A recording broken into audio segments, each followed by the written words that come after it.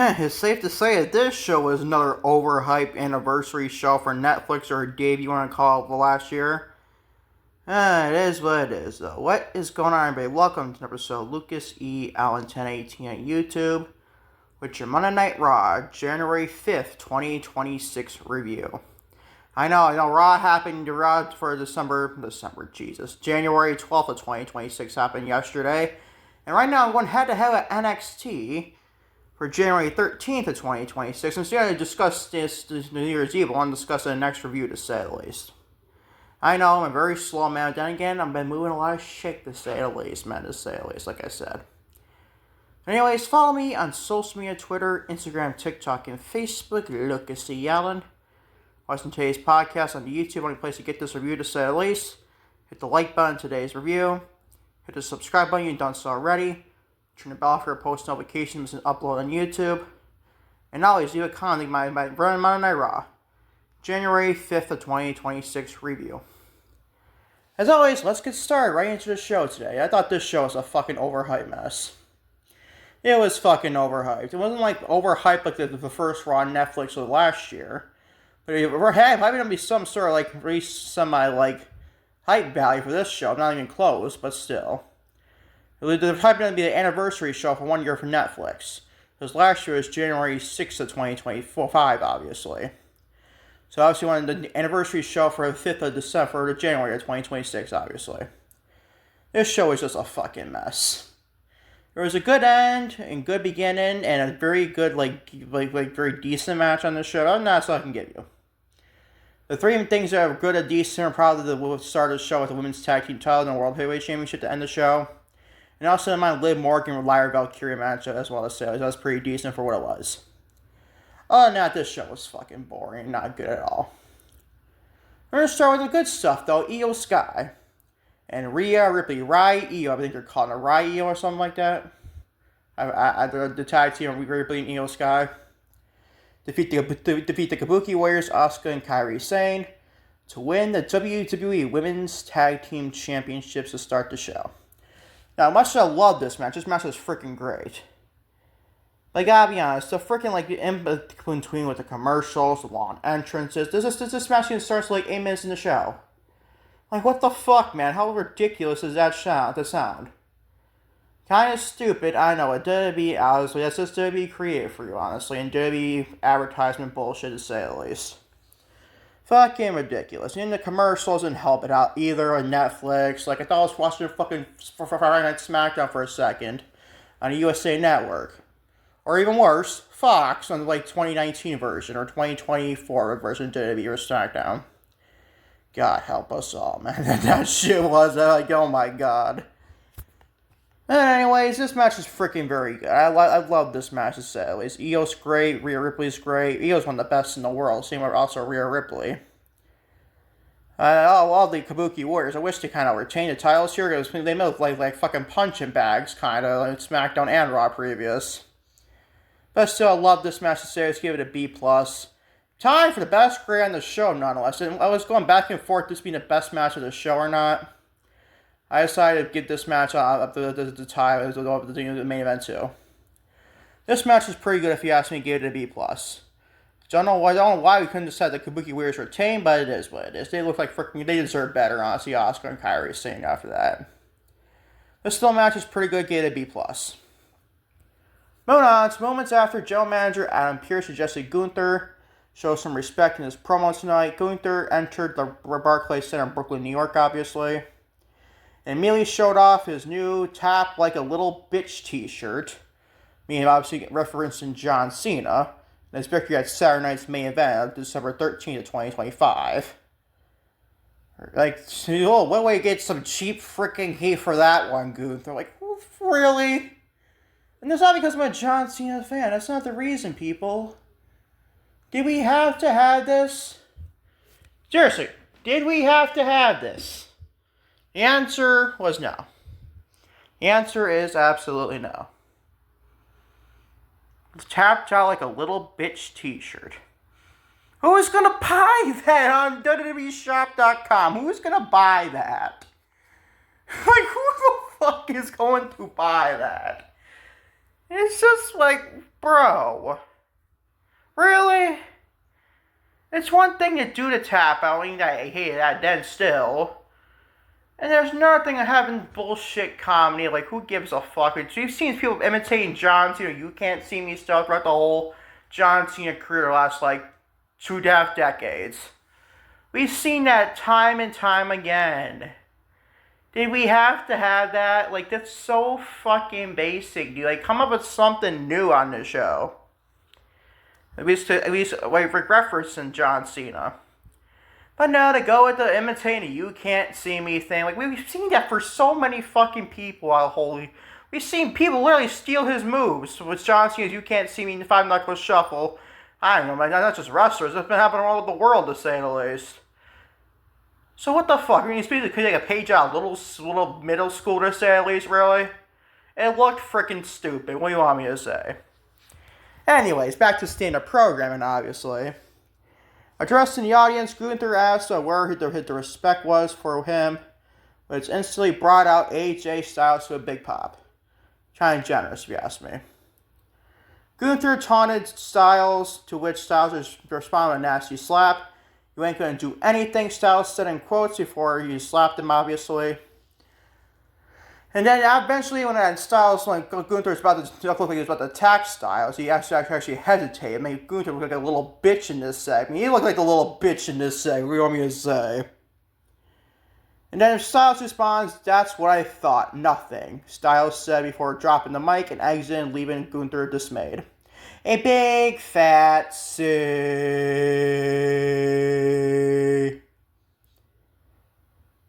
Oh my goodness, bro. I love Gunther. I love AJ Styles. Even they couldn't make me give a fuck about this. It couldn't make me care. Their match at the Raw last night was freaking great. We're discussing a Raw review for the 12th of December, January of 2026, but still. Did we have to spoil that already, man? Like, potentially Styles' mini retirement tour, maybe like a John Cena full year retirement tour, maybe some mini retirement tour. Probably up until at least WrestleMania. If not until June, I think.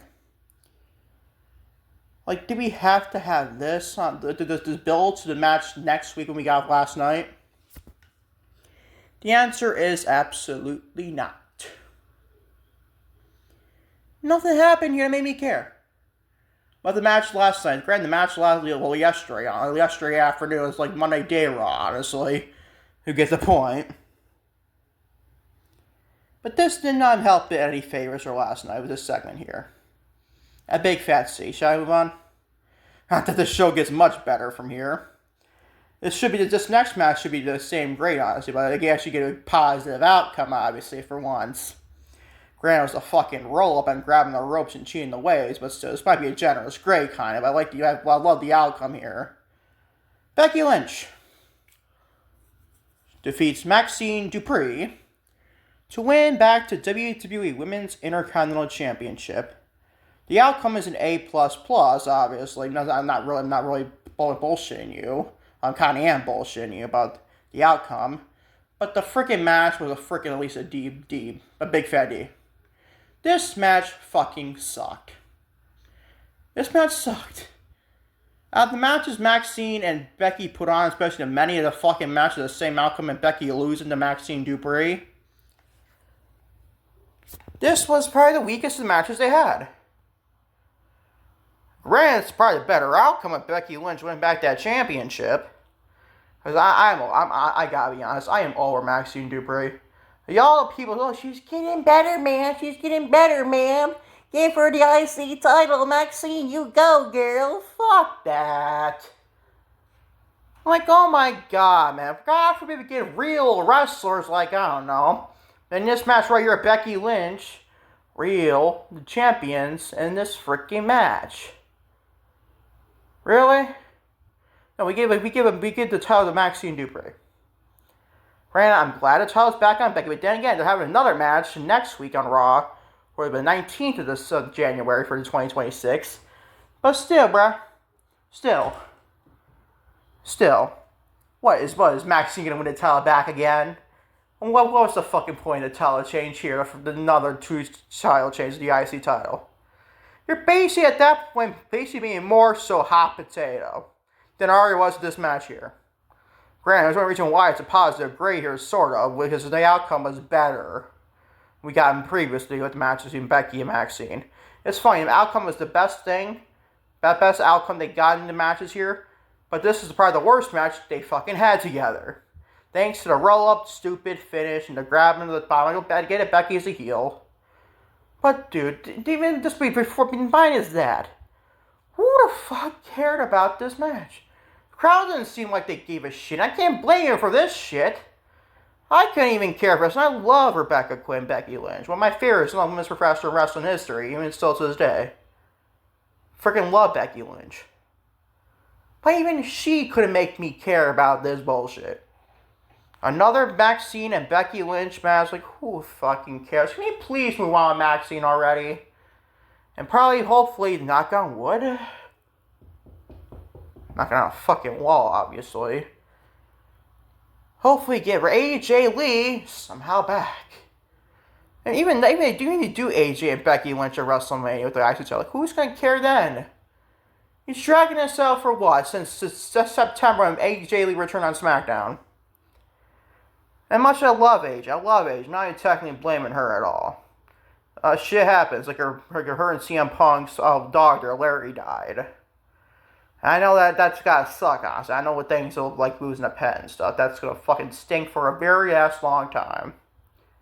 Very long time. I know a thing or two about that. I'm not even saying blaming that. Before even Larry died, but AJ's not been shown much on television. Granted, it's probably the contract she signed, and that's fine and dandy. Great to see her back, obviously, at retirement and stuff. But we need to see her at least more and more on television to at least make me care more and more so about another Becky Lynch and AJ Lee one-on-one match. Granted, they didn't have a one-on-one match. AJ's yet to have a one-on-one match since returning. But still, bro. Hope to God we get AJ back. We hope to see her and Becky Lynch collide the Women's IC Intercontinental Championship WrestleMania 42 in Vegas. Because other than that, you put the what's good at putting the top back on Maxine Dupree? What's good at that's going to do? Genuinely asking. What is that going to do? Nothing. Match sucked by the best outcome they could have done here, honestly. C+ rating might be generous somehow. I mean, feel bad getting a big fat C because if Becky won the Intercontinental title, at least he gave a real pro wrestler her title back. No offense, I don't hate Maxine at all, people. I don't hate anybody, particularly in wrestling. There's like select few dickwads, honestly. You get the point. Minus select few of them. But still. Moving on, Charlie versus dog shit show. Fresh off, I'll get this part even worse than that, honestly. This shit right here. Fresh off the WWE World Tag Team Championship victory last week over AJ Styles and Dragon Lee. AJ Lee, speaking of AJ Lee, there you go. And last main event's Raw, obviously the last Raw 2025, obviously. The Usos celebrated with the WWE Universe before cutting a promo in which they reminded the fans who the greatest tag team of all time is. They challenged everyone and anyone who wants to step up to them in 2026 to close out the promo and start freaking Jimmy and Jay start eating. See my ness.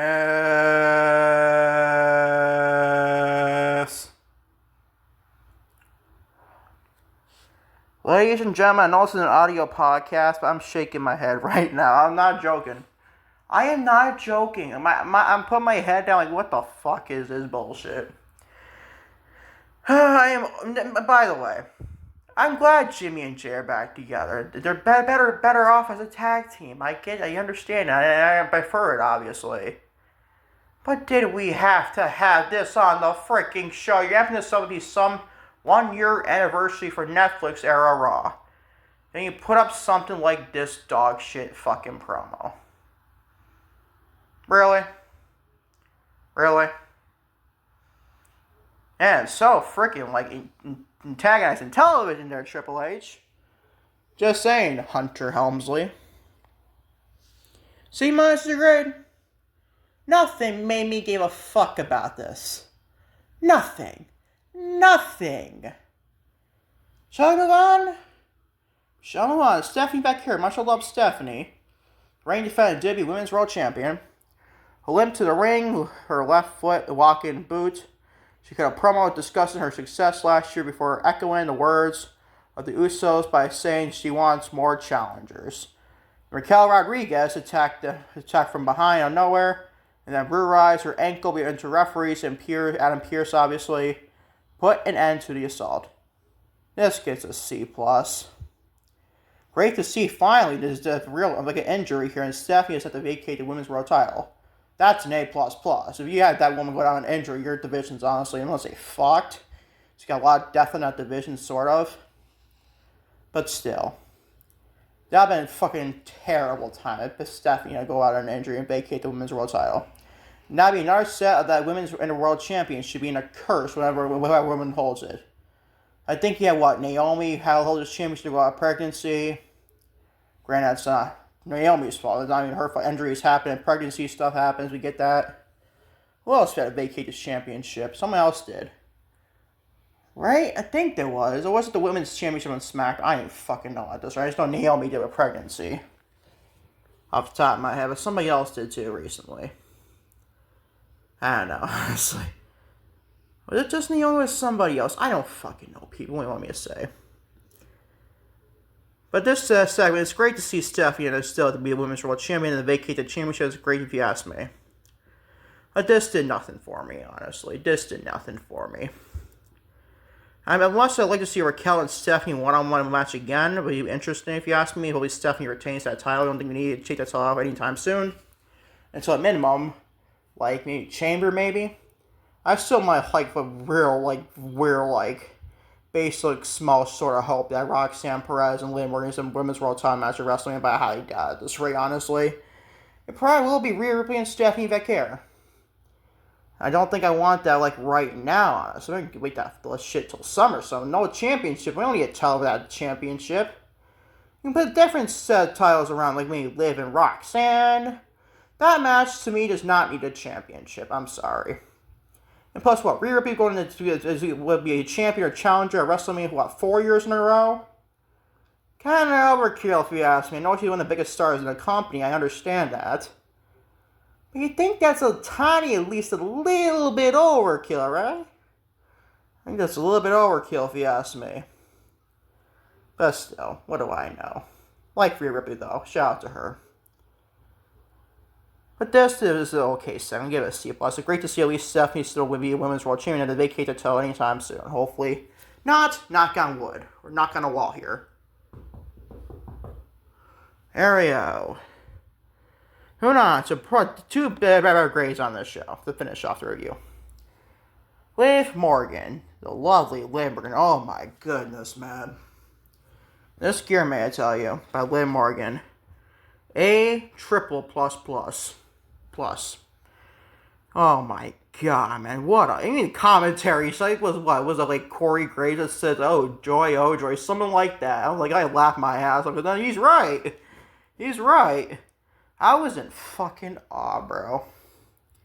Not that I've seen a lot of women with better gears than this. I think I've probably seen more, but especially my girl Mercedes Moné, the former Sasha Banks in AEW, obviously.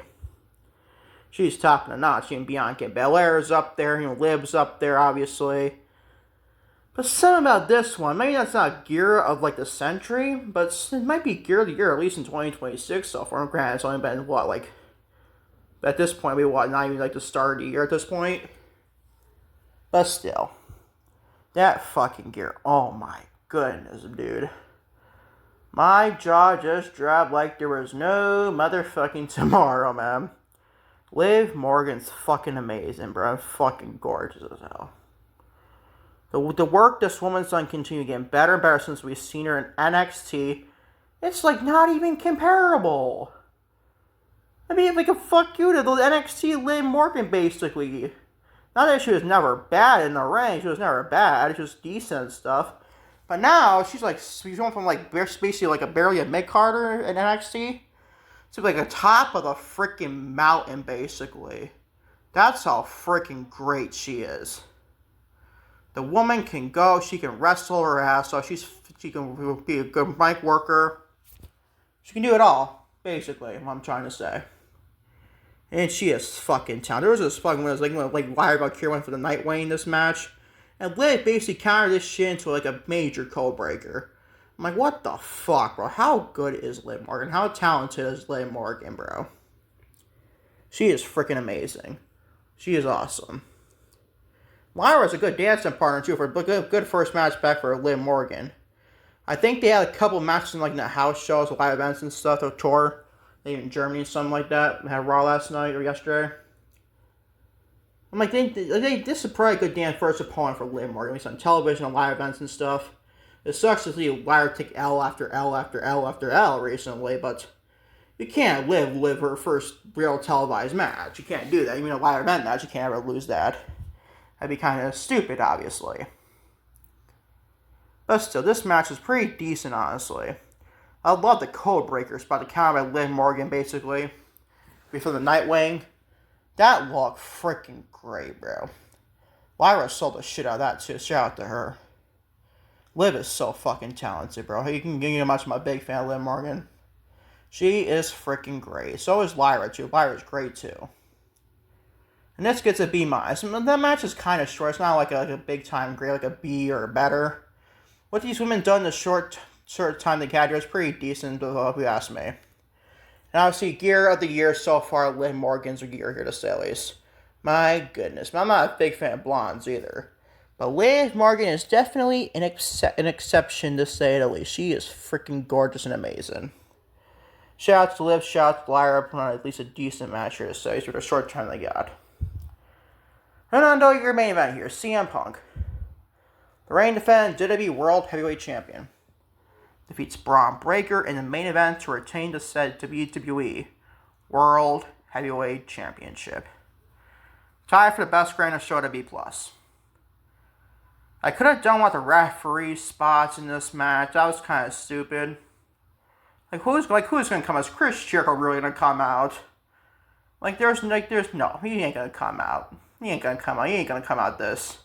On this basic shit show, we got him the basic, most of the grand, it was a good end, and a good beginning, and he's a decent before the main event. But this show is a fucking bore. It was a bore, what do you want me to say? For Chris Jericho to return on this show, and this freaking dog shit show, we say, meh to at least a random episode of Raw. This is supposed to be a big time episode, at least the start of the year, but still. I gave us a B+, so it was a fun main event. Couldn't care less, but the referee spots we've seen it time and time again. Professional Wrestling 2025, 2024, 2026, you name it. It's fucking ridiculous. See, more particularly than was this past year in 2025 John Cena matches, especially when he was a heel. And also, Roman Reigns matches, the Bloodline matches, they look fucking stupid. It's the same thing. It's like people at the end of this match, but when is the referee spot going to come in handy? And lo and behold, it basically ran its course here with this one. It's still a fun match here. Way you look at it, obviously, it's Braun Breaker and CM Punk. I mean, come on. But I feel like it's been a little bit better too. I don't mind seeing CM Punk retain a title here. Maybe drop that title like at his hometown Chicago, Illinois at Elimination Chamber. That'd be kind of good. The Braun Breaker Elimination Chamber match. But then again, who's going to challenge? Who's going to challenge for this championship at WrestleMania? If Cody Rhodes is going to probably, or whoever be champion on SmackDown, the Undisputed WWE champion, probably be Cody Rhodes. I'm sorry, Drew McIntyre, to say that, but still. We ain't fine with that to say at least. But I do think CM Punk is not going to go into WrestleMania as a World Heavyweight Champion. I just don't think that's going to happen. I do think he's going to be challenging for a title wrestling, probably the Undisputed WWE Championship, wherever I see that. If that's one of the titles he's chase for, basically. But I just don't see him going as a champion, a World Heavyweight Champion at WrestleMania, going into this champion. I see him potentially leaving out as a champion on SmackDown, the Undisputed WWE Championship, with Cody Rhodes or stuff like that. I mean, it's Drew McIntyre when you found out that. But this was a pretty good main event. I give it a B+. As for your overall show grade for Monday Night Raw, January 5th of 2026, is a whopping B-. That is not, this show for Amp to be his 1-year anniversary on Netflix on Raw, should at minimum be a very small, lowest grade, a B. This is even lower than that, and a B minus. Not a good year Raw for that standards there, Paul Levesque, just saying. Just saying. And no, SmackDown with one of the second of January was not that great either. I think that was a B minus too, to say the least. They dropped my fucking phone for a second. Holy shit, man. Hope you didn't hear that shit. It is what it is, though. That is your Monday Night Raw, January 5th, 2026 review on Lucas C. Allen 1018 on YouTube. Thank y'all for watching Lucas C. Allen 1018 on YouTube, which is your Monday Night Raw, January 5th, 2026 review. Today being your Tuesday, January 13th of 2026. I'd like to apologize for obviously getting this review out 8 days late, obviously. And also like that, Raw happened yesterday, the 12th of this January, but let me just say, people, I'm a busy man to say the least. Hopefully, knock on wood, or knock on wall, if you excuse me, I can get your NXT New Year's Evil 2026 review, hopefully out tomorrow. So, obviously NXT's happening right now. I'm going to head out right now recording. But still, this just so NXT, who cares, honestly? Regular NXT shows, not including TV specials. I was barely even going to do a New Year's Evil special review, honestly. But that show is just fucking even, honestly, worse than this Raw show. Minus like JCJ and Kendall, Gramey, Obafemi, and Leon Slater. That was it though, as I cared about. Everything else was a normal episode of NXT, if you ask me, for New Year's Evil. But it is what it is. I'm still going to get a review out to say at least. I'll probably even do like star ratings on the second channel to see how to say at least for that. Until next time, and trust me next time. Peace, love, right? I am out. Take care. Love y'all big time to say the absolute least.